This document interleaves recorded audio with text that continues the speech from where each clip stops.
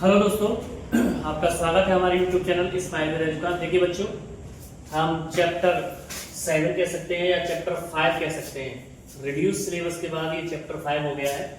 तो आज हम लोकतंत्र के बारे में पढ़ने वाले हैं, लोकतंत्र के परिणाम। तो सबसे पहले हम लोकतंत्र की विशेषताओं को समझते हैं कि नागरिकों के बीच समानता को बढ़ावा देता है। यह लोकतंत्र की सबसे पहली विशेषता है कि यह जो सिटीजन है, नागरिक है, उनके बीच समानता को बढ़ावा देता है। नंबर 2, व्यक्ति के गरिमा को बढ़ाता है, यानी गौरव को बढ़ाता है।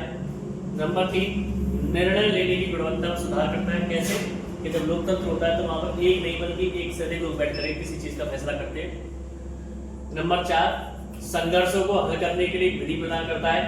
और नंबर 5, गलतियों को सुधारने की अनुमति देता है। तो ये हमारे लोकतंत्र की विशेषताएं हैं। अगला है, क्या लोकतांत्रिक सरकारें प्रभावी होती हैं? हाँ, निश्चित रूप से लोकतांत्रिक सरकारें प्रभावी होती हैं। यहाँ पर आपको कुछ बात ऐसी लगेगी अजीब, लेकिन होती है।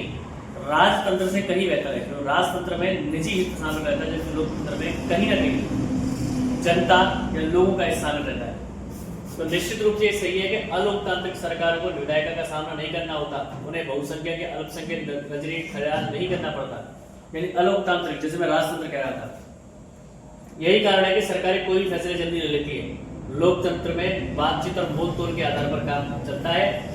लोकतांत्रिक सरकार सारी प्रक्रिया को पूरा करने में ज्यादा समय ले सकती है, लेकिन लेगी समय, फिर उसका निर्णय बहुत सही होगा।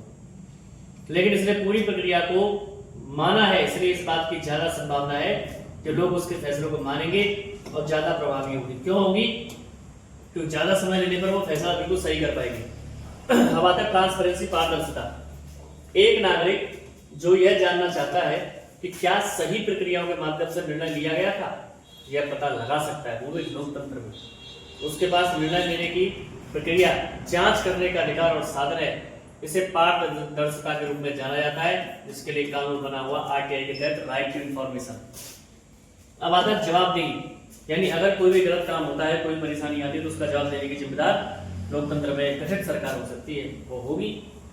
एक जवाबदेह सरकार अपने नागरिकों के लिए जवाबदेह है। यह अपने नागरिकों की ओर से किए गए सभी निर्णयों के लिए जिम्मेदार है कि निर्णय जो भी जनता लेगी। अब आता है वैध सरकार, यानी वैध सरकार ऐसी सरकार है जिसके तहत सरकार के कानून और कार्रवाई लोगों सरकार के कामकाज को पारदर्शी तरीके से प्रकट करते हैं।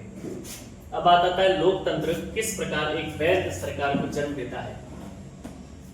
लोकतांत्रिक सरकार एक जवाबदेह सरकार है। नागरिकों को निर्णय निर्माण प्रक्रिया की जांच करने के अधिकार और साधन प्राप्त होते हैं। लोकतंत्र एक जिम्मेदार सरकार है, वो भी किसके प्रति जिम्मेदार है बेटा? लोगों के प्रति, नागरिकों के प्रति। अगला पॉइंट है आर्थिक समृद्धि और विकास। यदि आर्थिक समृद्धि की बात की जाए तो इसमें तानाशाही शासन लोकतंत्र के मामले में आगे दिखता है। लोकतंत्र से क्यों दिखता है? क्योंकि तानाशाही में अपना निजी हित है और उसको प्राप्त करने के लिए, अपने खजाने को भरने के लिए कोई भी फैसला कर सकते हैं। टैक्स के रूप में कर सकते हैं, किसी के ऊपर आक्रमण करके कर सकते हैं। 1950 से 2000 तक के 50 वर्षों के आंकड़ों का अध्ययन करने से पता चलता है कि तानाशाही शासन व्यवस्था में आर्थिक समृद्धि ज्यादा हुई है। लेकिन कई लोकतांत्रिक देश ऐसे हैं जो दुनिया के आर्थिक शक्तियों में गिने जाते हैं, फॉर एग्जाम्पल अमेरिका और बाद में देखें जापान। इसलिए यह कहा जा सकता है कि सरकार का प्रारूप किसी देश की आर्थिक समृद्धि को निर्धारित करने वाला अकेला कारण नहीं है। इसके अन्य कारक भी होते हैं, जैसे जनसंख्या, वैश्विक स्थिति, अन्य देशों से सहयोग, आर्थिक प्राथमिकताएं आदि। इसलिए हमें आर्थिक समृद्धि के साथ अन्य सकारात्मक पहलुओं को भी देखना पड़ेगा। इस दृष्टिकोण से लोकतंत्र हमेशा तानाशाही से बेहतर होता है। क्यों होता है आप समझ गए होंगे, फिर भी एक बार रिपीट कर देते हैं।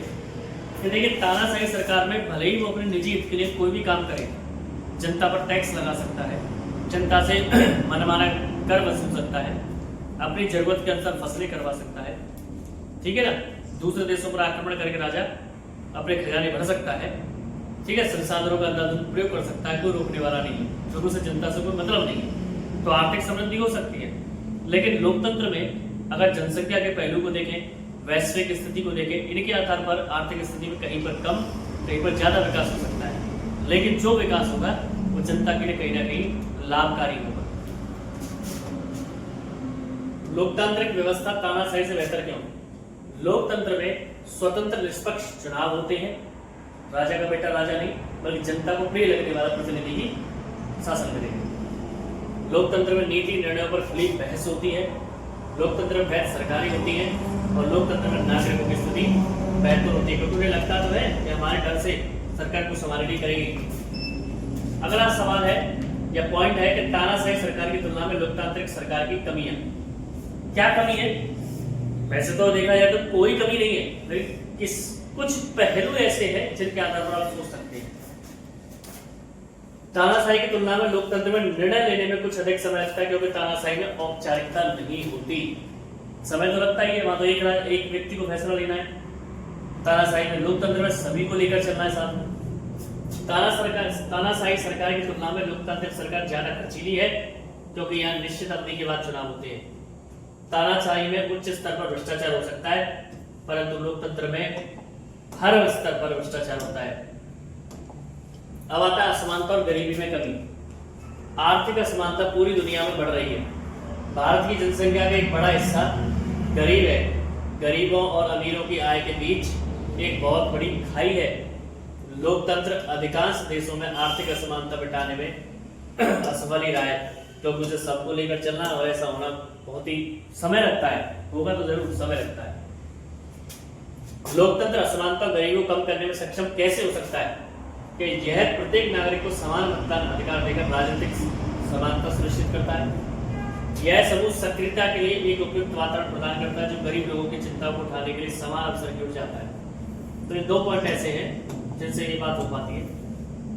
अगला है, यह समाज के किसी भी वर्ग की आवश्यकता के आधार पर आर्थिक लाभ के हस्तांतरण के लिए पुनर्वितरण तंत्र का समर्थन करता है।